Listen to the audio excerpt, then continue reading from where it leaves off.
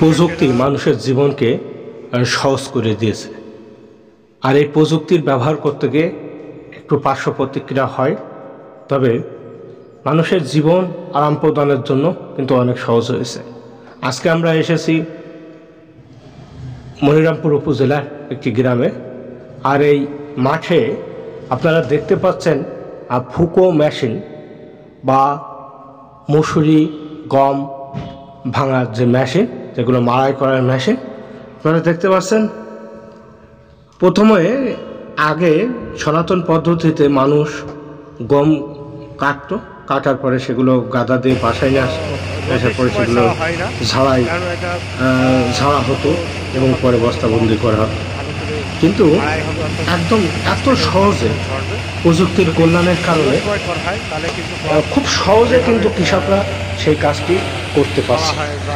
অর্থাৎ এখানে এই কৃষকের মুখ থেকে শোনা যে 12 কাঠা সে তার গম সে কেটে এখানে গাদা দিয়ে রাখছিল, আপনারা দেখতে পাচ্ছেন। গাদা দেওয়ার পরে 12 কাঠা গম গাদা দেওয়ার পরে ফুকো মেশিন আসতে বললো এবং ফুকো মেশিন কিন্তু চলে আসলো। আসার পরে ফুকো মেশিনে কিন্তু 4 জন শ্রমিক কাজ করছে তারা, এবং এই গাদা নিয়ে আসার পরে একটি একটি করে আটি গম সহ গমের যে আটি সেটা কিন্তু ফুকো মেশিনের মধ্যে দেওয়া হচ্ছে এবং মুহূর্তের মধ্যে 10 থেকে 15 মিনিটের মধ্যে 12 কাঠা জমির ঘাস অর্থাৎ গম কিন্তু ঝাড়া হয়ে গেল। অর্থাৎ 1 বিঘে এই গম ঝাড়তে সম্ভবত 33 শতকে 1 বিঘে গম ঝাড়তে সময় লাগতো আগে ম্যানুয়াল পদ্ধতিতে প্রায় সারাদিন, অর্থাৎ 2জন মানুষের 8-10 ঘন্টা করে। কিন্তু এখন মাত্র 33 শতকে 1 বিঘে জমির গম ঝাড়াই করতে মাত্র 30 থেকে 40 মিনিট সময়ের প্রয়োজন। এতে সাশ্রয় হচ্ছে সময়, বাড়ছে খরচ, সেই সাথে সাথে কষ্ট লাঘব হচ্ছে কৃষকদের। আধুনিক কৃষি পদ্ধতির এই অভিনব প্রযুক্তির অভিনব উন্নয়ন মানুষের জীবনযাত্রাকে অনেক সহজ করে তুলেছে এবং ক্রমবর্ধমান মানুষের যে খাদ্যের চাহিদা সেটা কিন্তু এভাবে মিটে যাচ্ছে। এখানে আপনাদেরকে জানাতে চাই যে মাত্র খুব অল্প সময়ে গমের ঝাড়াই চলছে। মাত্র 15-20 মিনিটের ভিতরে কিন্তু তারা এই গমগুলো 10 কাঠা অর্থাৎ 17-18 শতক জমি এটা কিন্তু তারা খুব সহজেই ঝেড়ে ফেলছে এবং খুব সহজে বস্তাবন্দি করতে পারছে। তো এগিয়ে যাচ্ছে বাংলাদেশের কৃষি এবং এগিয়ে যাচ্ছে বাংলাদেশ।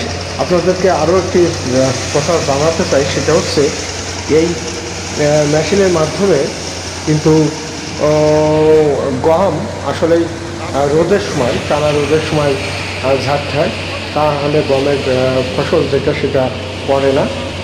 সুতরাং এই মেশিনটি কিন্তু আপনারা দেখতে পাচ্ছেন রাস্তা থেকে অনেক দূরে, ক্ষেতের একদম কৃষকের রাস্তা থেকে অনেক দূরে কৃষকের ক্ষেতে কিন্তু পৌঁছায় গেছে। আর গম যেহেতু এই ভাত আমাদের আসছে ফাল্গুন এবং চৈত মাসের দিকেই ওঠে, সুতরাং এই সময় মেশিন ক্ষেতে পৌঁছাতেও খুব সহজ।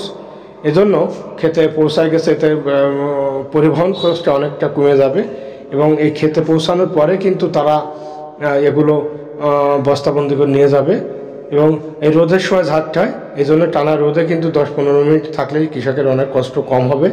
পাশাপাশি যে ফলগুলো আছে এগুলো হুড়ু বা নাড়া বলে, এগুলো কিন্তু স্বাভাবিকভাবে কৃষকরা পুড়িয়ে দেয়। জমির ছাই বা খার হিসাবে ব্যবহার করা হয় এবং অনেকেই এগুলো সংরক্ষণ করে বাসায় নিয়ে যায়।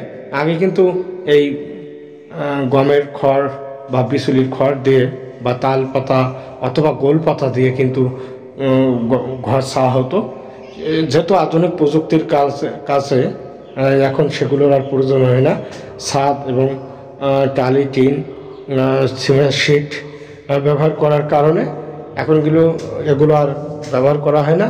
তবে এগুলো কিন্তু এখনও টিকে আছে কোনো কোনো জায়গায়। তো বাংলাদেশের কৃষক এবং কৃষি মুক্তি পাক এবং মানুষের শ্রম কমে যাক এবং মানুষ সমৃদ্ধময় হোক, এই প্রত্যাশায় আজকের